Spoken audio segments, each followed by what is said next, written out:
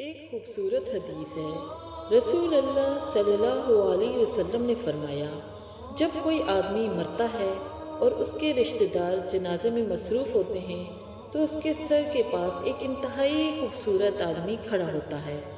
جب میت کو کفن دیا جاتا ہے تو وہ آدمی کفن اور میت کے سینے کے درمیان آ جاتا ہے۔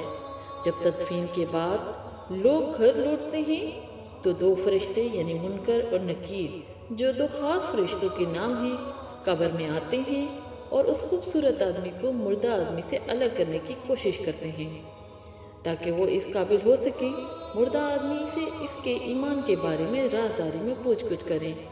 لیکن خوبصورت آدمی کہے گا، وہ میرا ساتھی ہے، وہ میرا دوست ہے، میں اسے اکیلا نہیں چھوڑوں گا۔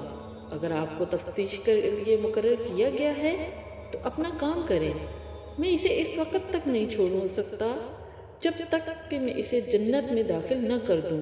اس کے بعد وہ اپنے مردہ ساتھی کی طرف متوجہ ہو کر کہتا ہے کہ میں وہ قرآن ہوں جسے تم پڑھا کرتے تھے، کبھی بلند آواز میں اور کبھی دھیمی آواز میں۔ فکر نہ کرو، منکر و نکیر سے پوچھ گچھ کے بعد تمہیں کوئی غم نہیں ہوگا۔ جب پوچھ گچھ ختم ہو جاتی ہے تو خوبصورت آدمی جنت کے فرشتے سے اس کے لیے مشک سے بھرا ہوا ریشمی بستر ترتیب دیتا ہے۔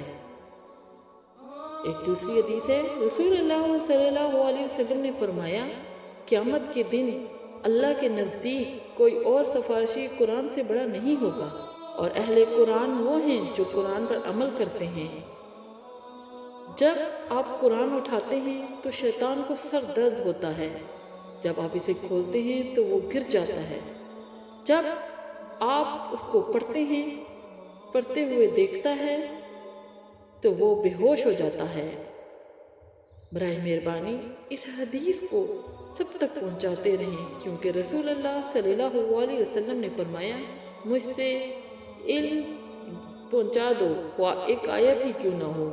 اللہ تعالی ہم سب کو یہ توفیق عطا فرمائے، آمین یا رب العالمین۔